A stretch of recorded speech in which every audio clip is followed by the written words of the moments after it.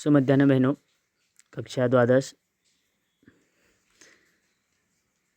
वन्य पशु है भ्रात्र है इव पाठ चल रहा था।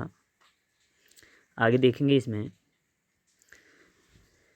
एकदा अनुजः स्वादु मांसम आनीतवान् किंतु तस्य भक्षणात् अग्रजः उदरे महान्तं तापम् अनुभूतवान्। अचिरात् एव तेन वमनं प्राप्तम् अपि अतः सः तस्मिन् एव क्षणे इतः परं मया मांसभक्षणं न करणीयम् इति संकल्प्य अनुजम् अवदत्, भ्रातः, इतः परम् अहं कदापि मांसभक्षणं न करिष्यामि। पशुमारणं न युक्तम् इति चिन्तनं मयि अपि अद्य आगतम्। अद्य अरण्ये मातृवियोगेन अश्रूणि श्रावयन् मृगशिशुदृष्टः मया। तस्यैव माता मया हता आसीत् मांसाय। तस्य मृगशिशोः करुणक्रन्दनं ममपि हृदयं द्रावयति। तथापि एताकुलवृत्तिम् अहं त्यक्तुं न अर्हामि। यदि त्यजेत् तर्हि जीवननिर्वाहः अपि क्लेशाय स्यात् इति अग्रजः क्षणकालं विचिन्तयत् अवदत्, अहम् इदानीं हरिणरूपं प्राप्नोमि। भवान् यदि मां हन्तुं शक्नुयात् तर्हि व्याधिवृत्तिम् अनुवर्तितुम् अर्हेत्। यदि तत् कर्तुं न शक्त स्यात् तर्हि भवता सा वृत्तिः परित्यक्तव्या इति। एकदा कहते हैं एक बार, स्वादु कहते हैं स्वादिष्ट, आनीतवान का अर्थ है लाया, भक्षणात् का अर्थ है खाने से, उदरे का अर्थ है पेट में, महानतम का अर्थ है बड़ा, तापम का अर्थ है कष्ट या दर्द, अनुभूतिवान का अर्थ है अनुभव की, अचिरात का अर्थ है शीघ्र, वमनम का अर्थ है उल्टी, इतः का अर्थ है अब से, मांस भक्षणम का अर्थ है मांस खाना, संकल्प का अर्थ है संकल्प लेकर, पशु मारणम का अर्थ है पशुओं को मारना, युक्तम का अर्थ है उचित, चिंतनम का अर्थ है विचार, आगतम का अर्थ है आया, अरण्य का अर्थ है वन में, मातृवियोगेण का अर्थ है माता के वियोग में या बिछुड़ने से, अश्रुणि का अर्थ है आंसुओं को, सत्रावयन का अर्थ है बहाता हुआ, मृग शिशु का अर्थ है हिरण का बच्चा, मया का अर्थ है मेरे द्वारा, हतः का अर्थ है मारी गई, मांसाय का अर्थ है मांस के लिए, द्राव्यति का अर्थ है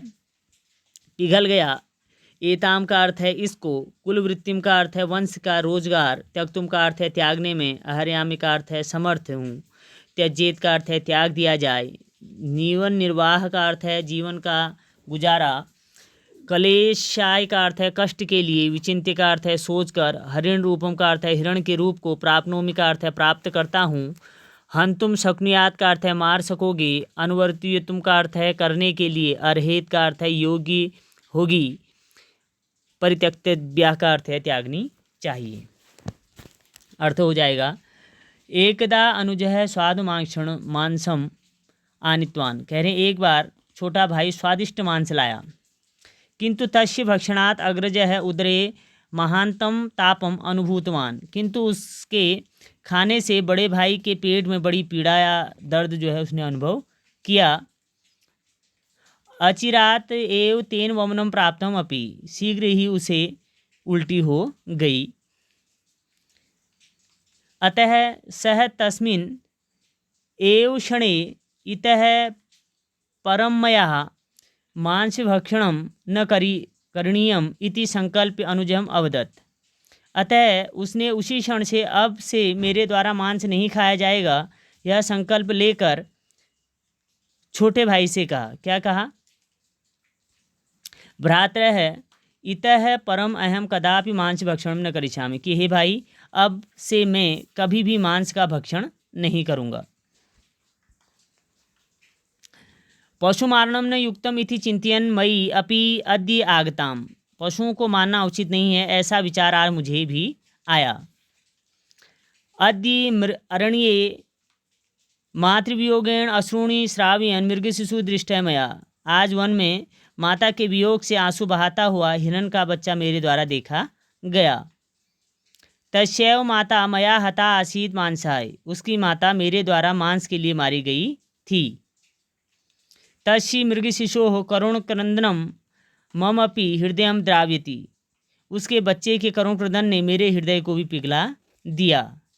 तथापि एता कुलवृत्तिम अहम त्यक्तुम न आहर्यामि, फिर भी इस वंश के रोजगार को मैं छोड़ नहीं सकता हूँ।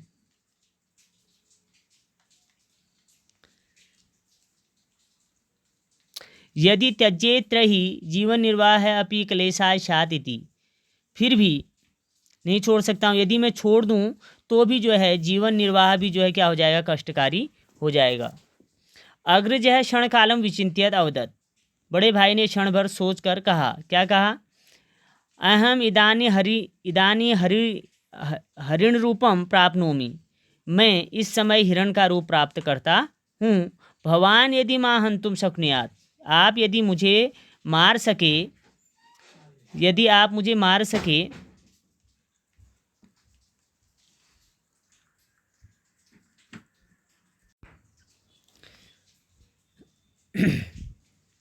त्रही व्याधवृत्तिम अनुवर्तितुम अर्हेत, तो शिकारी वृत्ति करते रहना, यदि तुमने मुझे जो है मार दिया तो तुम शिकार की जो है वृत्ति को जो है करते रहना। यदि तत् कर्तुम न शक्यत स्यात् ही भवता सा वृत्तिम परित्यक्तव्याः इति, यदि वैसा नहीं कर सको तो आपको इस वृत्ति को जो है, इस रोजगार को जो है छोड़ देना चाहिए।